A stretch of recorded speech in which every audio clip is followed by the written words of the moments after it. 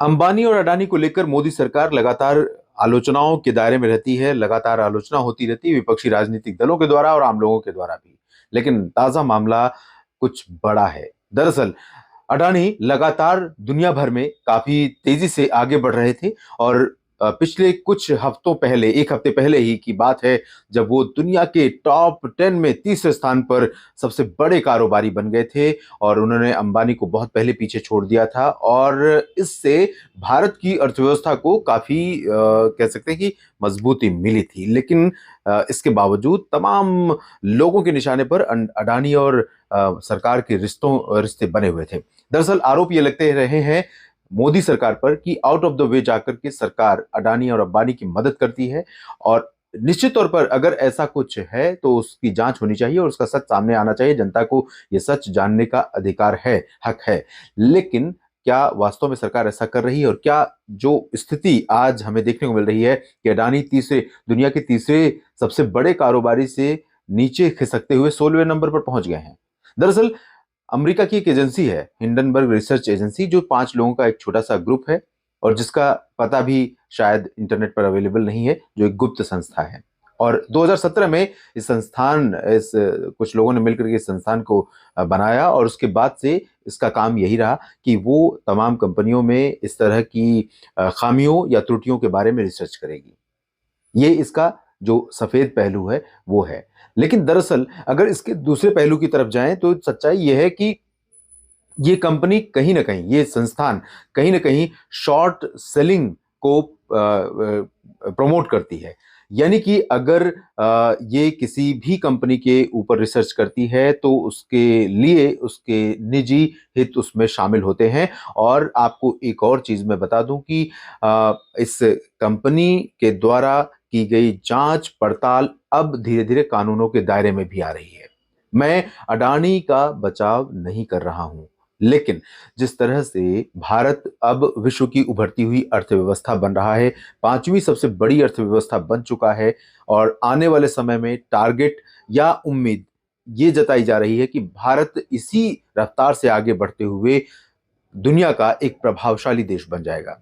तो कहीं ना कहीं ये एक साजिश या एक तरह से एक ऐसे ऐसे प्लान का हिस्सा लगता है जिससे भारत को किसी तरह से कमजोर किया जाए। दरअसल अडानी के शेयरों में गिरावट जो हो रही है वो दुनिया में उसका नुकसान नहीं हो रहा है, बल्कि उनके जो शेयर भारत में हैं, क्योंकि अडानी की कंपनी, अडानी समूह की कोई भी कंपनी दुनिया के किसी भी शेयर बाजार में आईपीओ के रूप में लिस्टेड नहीं है या एफपीओ के रूप में लिस्टेड नहीं है, वो भारत में है। तो भारत में शेयर के भाव गिरे हैं और भारत में लोगों को नुकसान हुआ है, यहां तक कि अडानी को बड़े पैमाने पर नुकसान हुआ है।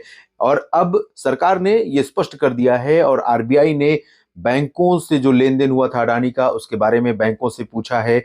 और साथ ही साथ सरकार ने यह भी कहा है कि कॉरपोरेट मंत्रालय और साथ ही साथ ईडी या फिर SEBI, security exchange board of India, ये सारी जो एजेंसियां हैं पूरे मामले की पड़ताल करेंगी और कहां पर खामी रही है उसकी वजह या उसका पता लगाने की कोशिश करेंगे और उसके बाद उसके हिसाब से कार्रवाई की जाएगी।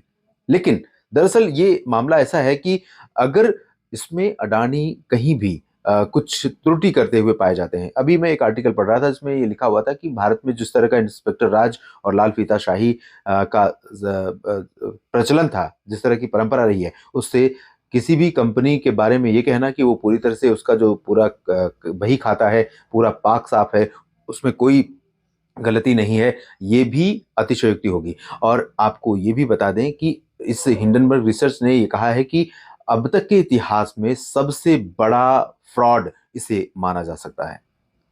मुझे जो लग रहा है कि ये उस प्लान का हिस्सा है जो भारत के खिलाफ, भारत की अर्थव्यवस्था के खिलाफ अडानी के बहाने रचा जा रहा है, क्योंकि इससे भारत को अल्टीमेटली नुकसान होने वाला है। और सबसे बड़ा सवाल यह है कि अगर अडानी दोषी हैं तो क्या किया जाना चाहिए। एक्सपर्ट्स की राय यह है कि अगर अडानी को दोषी पाया जाता है पूछताछ में, जांच पड़ताल में, तो निश्चित तौर पर उनकी कंपनी, उनके समूह पर जुर्माना लगाया जाना चाहिए और कड़े जुर्माने लगाए जाने चाहिए। उसके बाद उस समूह को कारोबार व्यापार करने की छूट उसी तरह से दी जानी चाहिए जैसे उससे उसके पास थी, ताकि भारत की अर्थव्यवस्था को जो गति मिल रही है वो मिले और भारत की अर्थव्यवस्था तेजी से आगे बढ़ सके। न कि अगर आरोपों में जांच सही पाए जाते हैं तो उसके आधार पर राजनीतिक बयानबाजी का दौर शुरू हो और भारत की अर्थव्यवस्था को बड़ा झटका लगे, और जो इस समय हो रहा है।